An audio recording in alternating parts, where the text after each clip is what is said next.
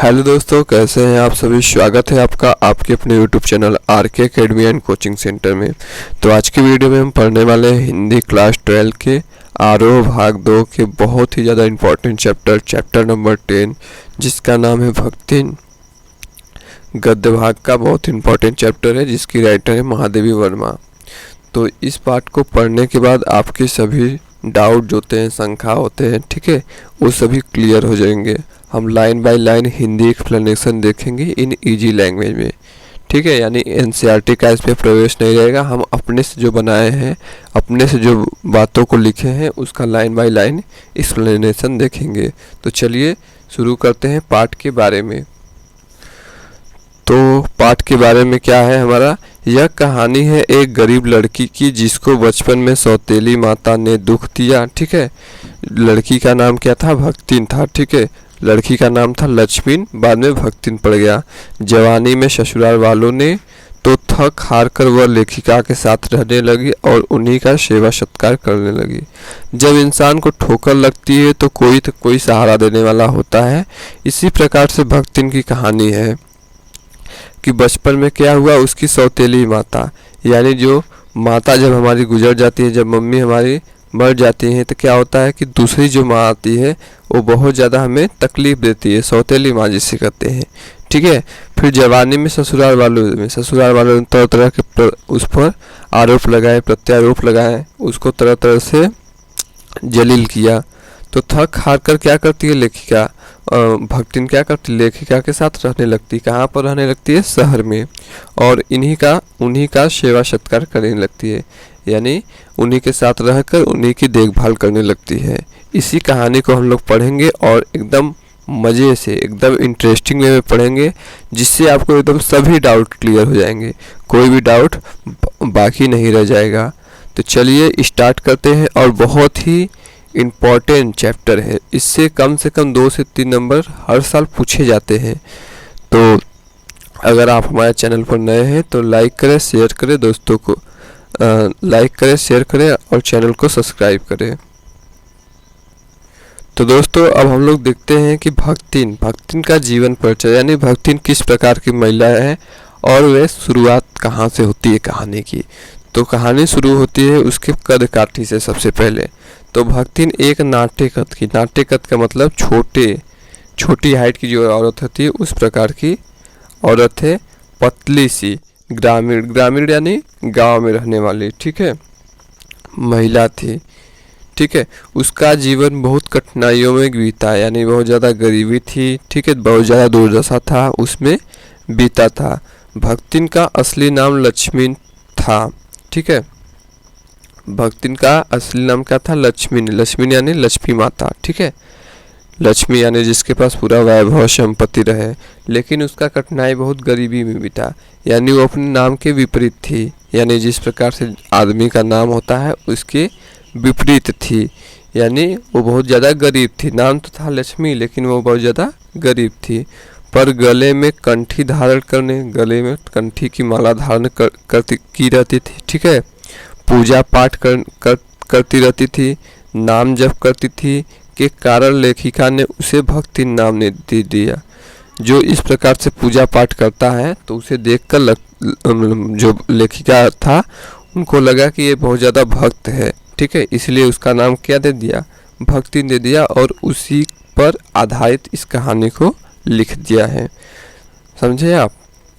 तो हम लोग देखते हैं भक्तिन का जीवन संघर्ष, यानी भक्तिन के जीवन में कौन कौन सी परेशानियाँ आई, कौन कौन से संघर्ष आए, इसके बारे में हम लोग चर्चा करने वाले हैं। स्टार्ट करते हैं।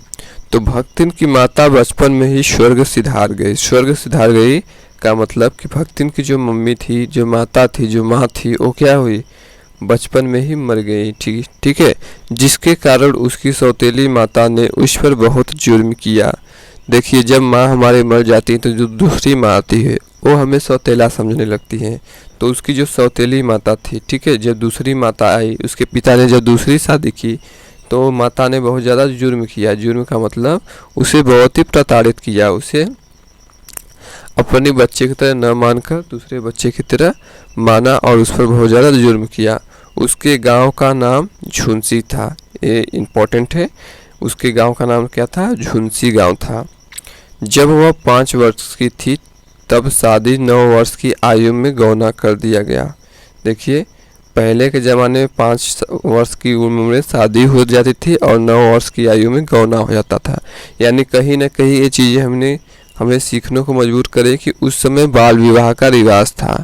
यानी जो बच्चियां होती थी, जो बच्चे होते थे, उनका कम उम्र में ही विवाह कर दिया जाता था। यानी 10-5 वर्ष की आयु में ही आपका विवाह कर दिया जाएगा, फिर आपको ससुराल जाना पड़ेगा। ऐसा उस समय का रिवाज था, जिसे बाल विवाह कहते थे। बाल का मतलब छोटे बच्चों का ही विवाह कर देना।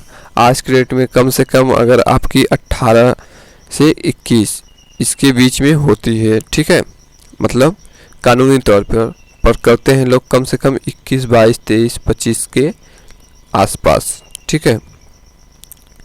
तो ये उस समय का रिवाज था कि बच्चों का छोटे उम्र में ही विवाह कर दिया जाता था। हंडिया गांव के, ठीक है, हंडिया गांव के गोपालक के सबसे छोटे बेटे के साथ उसकी शादी बड़े धूमधाम तरीके से किया गया। देखिए, एक हंडिया गांव था, जो भक्तिन थी, उसका गांव का नाम था झुंसी, और जो उनका जहां विवाह हुआ था वो हंडिया गांव में हुआ था। किसके साथ हुआ था? गोपालक के सबसे छोटे बेटे के साथ, ठीक है, गोपालक के सबसे छोटे बेटे के साथ, यानी गोपालक उनके ससुर थे, ठीक है, की शादी बड़े धूमधाम तरीके से किया गया था। देखिए, हर बाप चाहता कि हमारी बेटी का शादी बहुत ही ज़्यादा धूमधाम तरीके से कर दिया जाए, इसीलिए उनकी शादी बहुत धूमधाम तरीके से कर दी गई थी। यहाँ पे शादी थोड़ा गलत था, इसलिए इसे बना दी है। आगे देखते हैं। जब भक्तिन के पिता की मृत्यु हुई तो उसकी सौतेली माता ने इसकी सूचना न दी। जब भक्तिन के पिताजी गुजर गए, ठीक है, जब उनकी मृत्यु हुई तो उनकी जो सौतेली माता थी, ठीक है, उसके पिता के मरने की सूचना भी नहीं दी। यानी बताया नहीं एक बार कि आपके पिताजी मर गए हैं, आकर देख लो। इसकी सूचना उन्होंने भक्तिन को नहीं दी। क्यों नहीं दी? चलिए आगे देखते हैं कि भक्तिन को सूचना उसकी माता ने क्यों नहीं दिया। क्योंकि उसे डर सताता था कि उसके पिता कहीं सारी जायदाद उसके नाम न कर दे। देखिए, उस समय डर भी बहुत लोगों को लगता था। जो सौतेली माता होती है, सौतेली माता की तरह जुर्म करती है। तो उसकी जो माता थी वो सोचने लगी कि जो मेरे बच्चे हैं, मेरे बच्चों को उसके पिता का, ठीक है, जायदाद मिले। वो सोचे कि अगर जो उनकी लड़की है भक्तिन है, उसको बुला लेंगे पहले से ही, तो सारी जायदाद है वो भक्तिन के नाम कर देंगे, मुझे कुछ नहीं मिलेगा या मेरे बच्चों को कुछ नहीं मिलेगा। इसीलिए उन्होंने उसे नहीं बुलाया, ठीक है। अंततः मृत्यु का समाचार भी उसे मायके जाकर मिला। यानी जब उसके पिताजी मर गए तो उनका जो समाचार था कि पिताजी अब इस दुनिया में नहीं रहे, जब अपने मायके पुनः गई, मायके यानी जहाँ पर उसका बचपन बीता था वहाँ पर गई, अपने परिवार वालों के साथ, अपनी माँ, सौतेली माँ और पिता के घर गई, तो वहाँ जाकर पता चला कि उसके पिता अब इस दुनिया में नहीं रहे, जिससे वह बहुत दुखी हुई, ठीक है, बहुत ज़्यादा दुख हो गई कि हमारे पिताजी नहीं रहे, हमें कोई बताया भी नहीं, ठीक है, और बिना पानी पिए वापस ससुराल लौट गई। जब भाई इस प्रकार से कोई जुल्म करता है तो बिना पानी पिए, पानी भी नहीं पी, और क्या किए, अपने ससुराल वापस लौट गई। फिर सोचा कि अब इस ससुराल में फिर सोचा कि अब अपने मायके में नहीं जाएंगे। जब इस प्रकार से यहाँ पे लोग हैं कि मुझे एक बार बताया भी नहीं कि मेरे पिताजी की मृत्यु हो गई।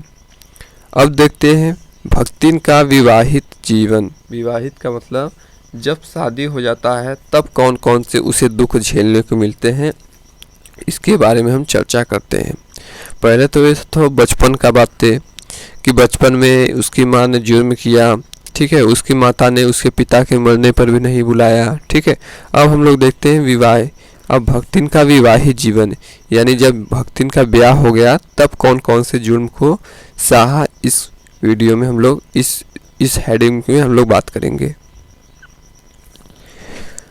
भक्तिन को ससुराल में भी कष्ट ही कष्ट मिला। देखिए, भक्तिन को मायके में तो दुख तकलीफ मिला ही सौतेली माता द्वारा, ठीक है, उसे ससुराल में भी कष्ट ही कष्ट मिला।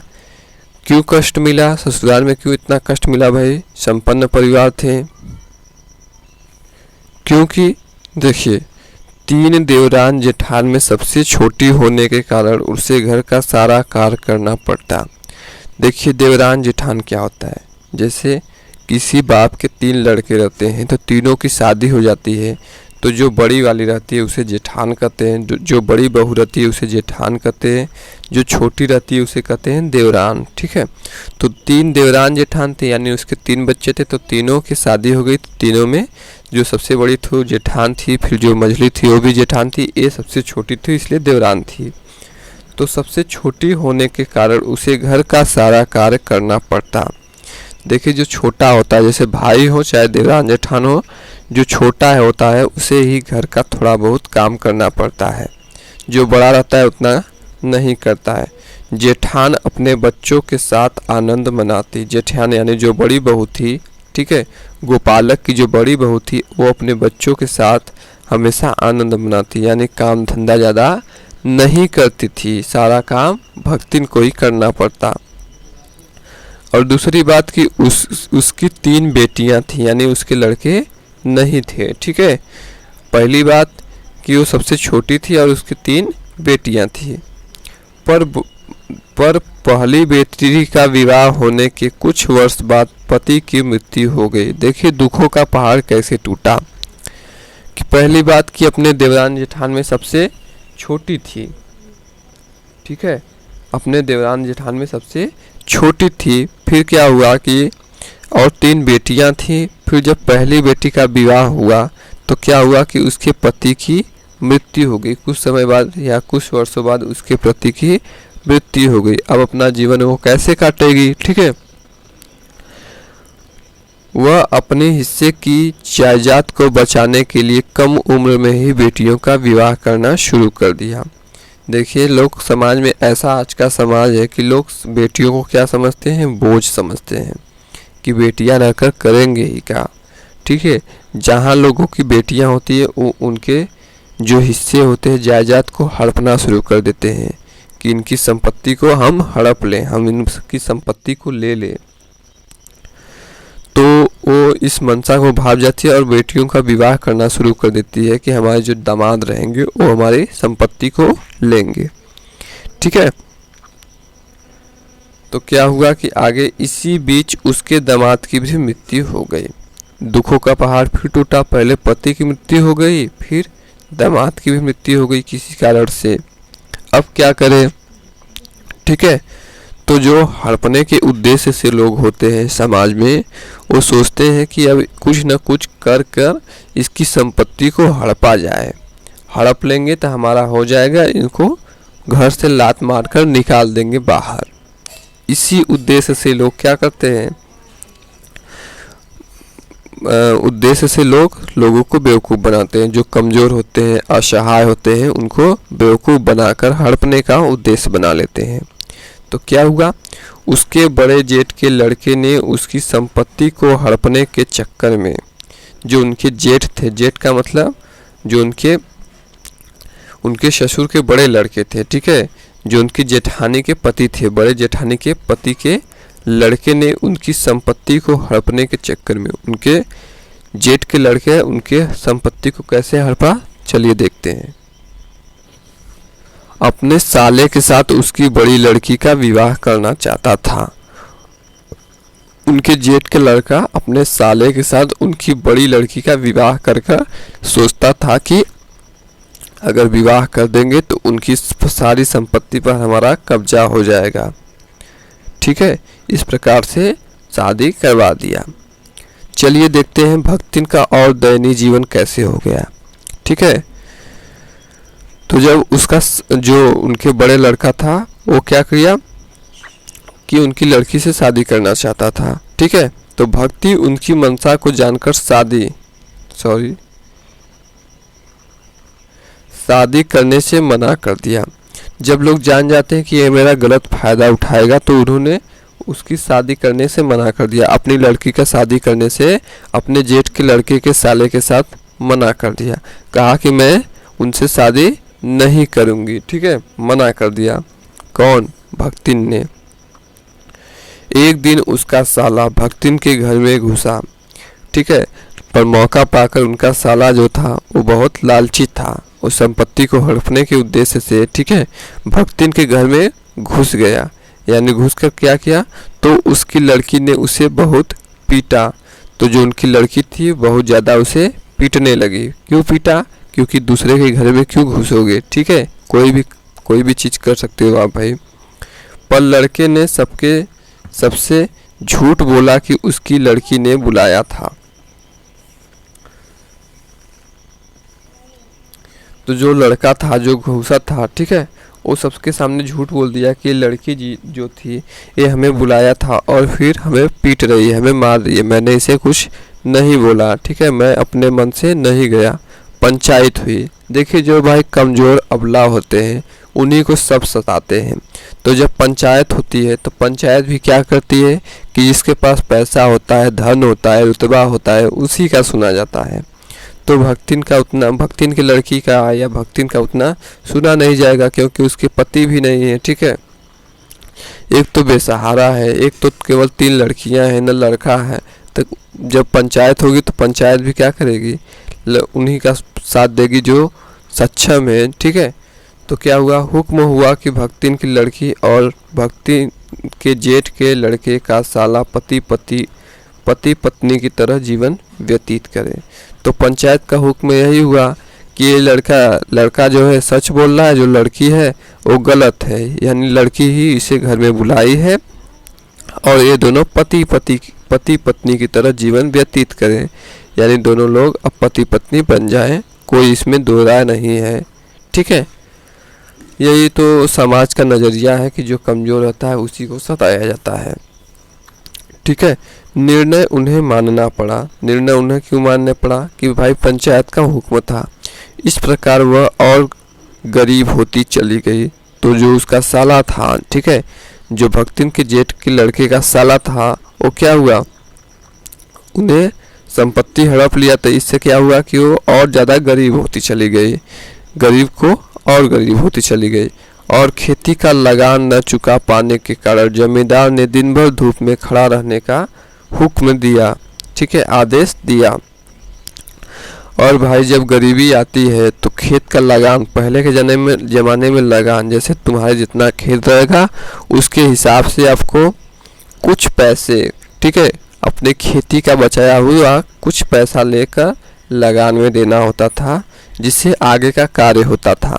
तो लगान नहीं चुका पाई, यानी जो लगान होता है वो पैसा उसके पास नहीं हो पाया। जब गरीबी आ जाती है तो पैसा उतना बचता नहीं है। तो जो जमींदार होते हैं, जो लगान लेता है, वो उसे दिन भर कहा कि तुम धूप में खड़ी रहो, ठीक है, जिससे परेशान होकर उसने गांव छोड़कर शहर में आ गई। जब इस प्रकार से जब कष्ट हुआ, इस प्रकार से जब उसकी दयनीय स्थिति हो गई तो वह गांव को छोड़ दी। गांव छोड़कर कहाँ पर चली आई, शहर में चली आई और शहर में ही अपना जीवन व्यतीत करने लगी। शहर में व्यतीत करने का मतलब वह लेखिका के घर गई और उनके साथ ही अपना जीवन व्यतीत करने का निर्णय लिया। चलिए देखते हैं। तो जब शहर में गई तो भक्तिन का नया जीवन मिल चुका था। चलिए देखते हैं क्या क्या हुआ शहर में आके। तो जब इस प्रकार से दुख और दयनीय स्थिति हो गई तो लेखिका जो भक्तिन थी, ठीक है, उस शहर को छोड़कर गांव को छोड़कर शहर में आ चुकी है। और वो लेखिका के साथ, जो लेखिका है महादेवी वर्मा जी, उनके साथ आ चुकी है। कहाँ पर, शहर में। तो भक्तिन अब शहर में आ चुकी है, वह लेखिका के साथ रहने लगी, उन्हीं के साथ अपना जीवन व्यतीत करने लगी। वह सुबह में उठकर नहा धोकर पूजा पाठ कर, ठीक है, पूजा पाठ में बहुत ज़्यादा ध्यान देती थी, ठीक है, पीपल एवं सूर्य देव को जल देकर अपने सभी कार्य करती। यानी भक्तिन जो थी बहुत ज़्यादा पूजा पाठ में विश्वास करती थी। तो सुबह जब उठती थी तो नहा धोकर, ठीक है, अपने दैनिक कार्य करते हुए नहा धोकर पूजा पाठ जरूर करती थी, पीपल और सूर्य देव को जल देती थी।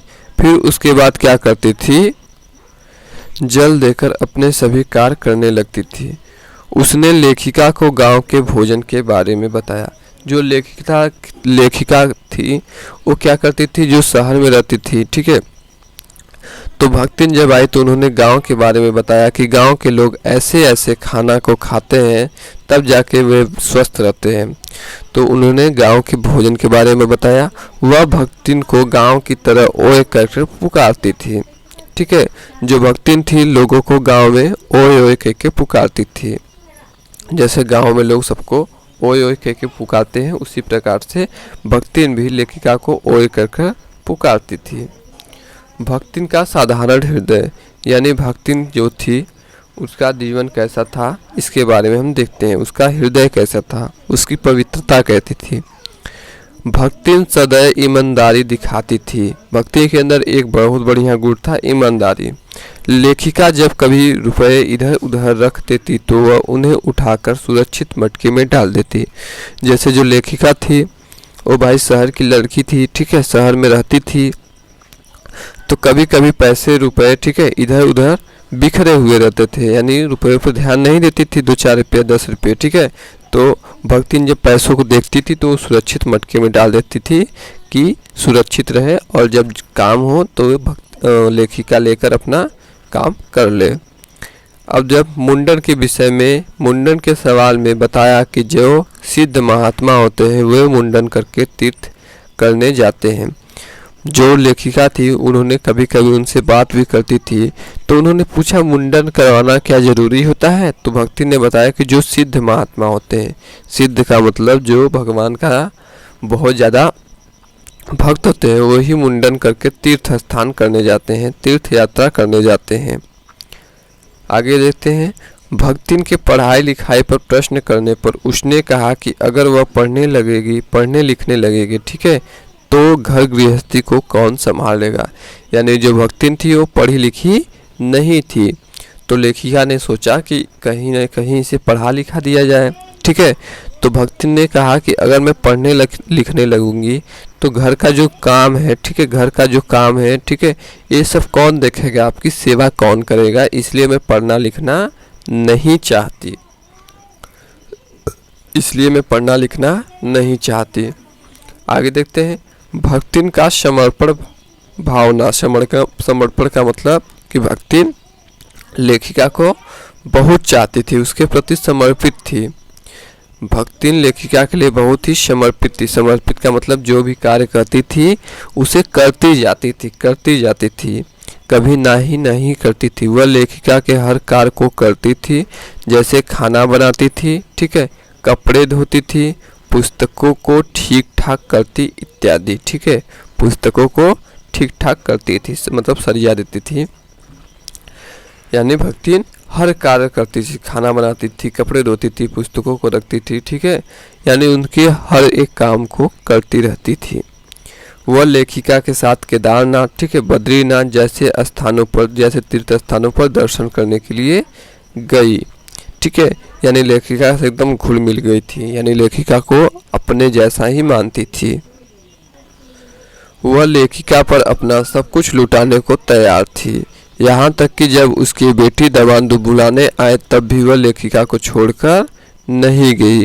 यानी लेखिका पर अपना सब कुछ कुर्बान कर चुकी थी कि आप जैसे हमें रखेंगे हम रह लेंगे, ठीक है, मैं आपको छोड़कर नहीं जाऊंगी। जब यहाँ तक उसकी बेटी दामाद कहे कि मम्मी आप मेरे साथ रहो, तब भी उसका मन नहीं हुआ कि वो लेखिका को छोड़कर उनके साथ रहने जाए, ठीक है। आगे देखते हैं लेखिका का भाव। अब तो हमने देखा कि जो भक्तिन थी उसका भाव क्या था लेखिका के ऊपर। अब देखते हैं कि लेखिका का भाव क्या है। यानी भक्तिन का हमने भाव देख लिया, अब हम लोग लेखिका का भाव देखते हैं कि लेखिका कैसे चाहती थी। लेखिका को भी भक्तिन बहुत पसंद आने लगी थी। यानी जब एक दूसरे लोग जैसे भक्तियों से प्यार करती थी तो लेखिका का भी उसके प्रति प्यार था। वह उसको नौकरानी ना मानकर एक अच्छी सखी की तरह प्यार करती थी। तो नौकरानी के रूप में, लेकिन भक्तिन जो लेखिका थी वो उसे नौकरानी ना मान के एक अच्छी सखी, एक मित्रता के रूप में स्वीकार करती थी। वह लेखिका के परिचितों का सम्मान करती, यानी जो लेखिका से मिलने आते थे उनको बहुत ज़्यादा सम्मान देती थी, ठीक है। और बालिका छात्रावास में बच्चों को चाय बनाकर पिलाती थी। और जो बच्चे थे, जो बालिका छात्रावास थे, जो गर्ल्स हॉस्टल था, उसमें बच्चों को चाय बना कर पिलाती रहती थी। धन्यवाद।